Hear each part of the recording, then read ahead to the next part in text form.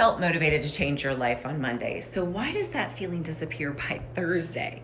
Neuroscience actually explains exactly why this happens. If motivation worked, people would change their lives the moment they felt inspired.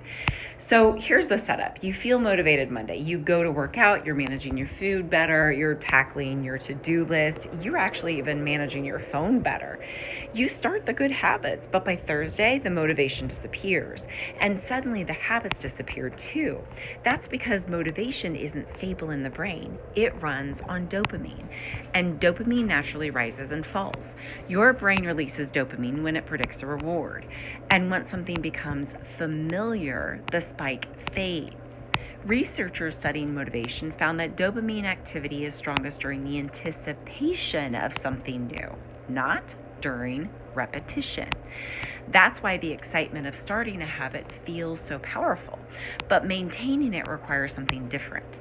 The brain doesn't change through motivation, it changes through repetition and neural wiring. Over time, repeated behavior strengthens neural pathways through neuroplasticity, which eventually allows the habit to run automatically in the basal ganglia. That's when habits become easier, not because motivation returned, but because the brain learned the pattern. This is why Galatians 6:9 says, "Let us not grow weary in doing good, for in due season we will reap what we do not give up." Change happens through consistent sowing, not emotional bursts of motivation.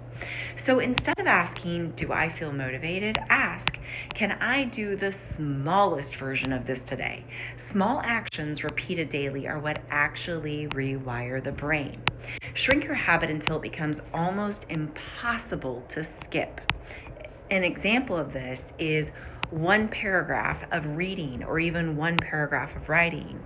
10 minutes of push-ups and sit-ups, one journal sentence. Tiny actions lower the brain's resistance and make repetition easier.